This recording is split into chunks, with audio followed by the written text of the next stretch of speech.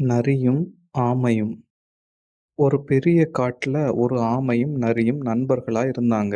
அந்த ஆமைக்கு அதோட கனமான மேலே இருக்கிற ஓடு பிடிக்கல. இப்படி கனமான ஓடு இருக்கிறதால என்னால வேகமா ஓட முடியல, பறக்க முடியலன்னு வருத்தப்பட்டுச்சு. அந்த ஓடு மட்டும் என்னிடம் இல்லாமல் இருந்திருந்தால் மற்ற மிருகங்களைப் போல நானும் வேகமாக ஓடியிருந்திருப்பேன். மற்ற மிருகங்களும் என்னை கேலியும் கிண்டலும் செய்யாமல் இருந்திருப்பார்கள் என்று சொன்னது அந்த ஆமை. இறைவன் கொடுத்த உடல் எப்பவும் ஒவ்வொரு மிருகத்துக்கும் மாறுபடும். ஒவ்வொரு மிருகத்துக்கும் தனித்துவமான உடல்வாகு இறைவன் ஏன் கொடுத்திருக்காருன்னு தெரியுமான்னு நரி கேட்டுச்சு. எனக்கு ஒண்ணுமே தெரியாது, நீதான் சொல்லேன்னு சொல்லுச்சு ஆமை. உடனே நரி சொல்லுச்சு, ஒவ்வொரு மிருகத்தோட வாழ்விடத்தை பொறுத்து இயற்கை கிட்ட இருந்தும் ஒவ்வொரு மிருகத்துக்கும் பொதுவா ஏற்படுற ஆபத்துகள் கிட்ட இருந்து காப்பாத்திக்கிடவும் அந்தந்த மிருகங்களுக்கு தேவையான உடல் அமைப்பை கொடுத்திருக்காரு இறைவன். உன்னோட உடல்ல இருக்கிற கனமான ஓடு உனக்கு உதவி செய்யறதுக்கு தான் அமைஞ்சிருக்கும்.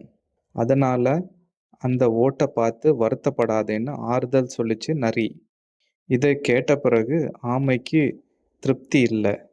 அப்பதான் ஒரு வேடன் அந்த நரியை தன்னோட வில்லுல குறி வச்சிருக்கிறத பார்த்துச்சு ஆமை. உடனே அந்த நரிக்கு பாதுகாப்பா குறுக்க வந்துடுச்சு ஆமை. வேட்டைக்காரன் விட்ட அம்பு ஆமையோட முதுகுல பட்டு கீழே விழுந்துருச்சு. இதை பார்த்த நரி நேரா வேட்டைக்காரனை நோக்கி ஓடிச்சு. நரி தன்னை நோக்கி வர்றத பார்த்த வேடன் அங்கிருந்து ஓடிட்டான். உயிர் தப்பிய சந்தோஷத்துல நரி உடனே ஆமையிடம் ஓடி வந்து, இப்ப பாத்தியா, உன்னோட கனமான ஓடு தான் உன்னையும் என்னையும் காப்பாத்துச்சு. இதே நேரம் உன்னோட ஓடு மட்டும் இல்லைன்னா வேடன் விட்ட அம்பு உன்னை கொன்னு இருக்கும். இனிமே உன்னோட உடம்ப பத்தி யோசிக்காம நல்லபடியா வாழ்க்கையை நடத்துன்னு சொல்லுச்சு நரி. நரி சொன்னதெல்லாம் உண்மைன்னு புரிஞ்சுக்கிட்ட ஆமை அதுக்கப்புறமா நல்லபடியா வாழ்ந்துச்சு.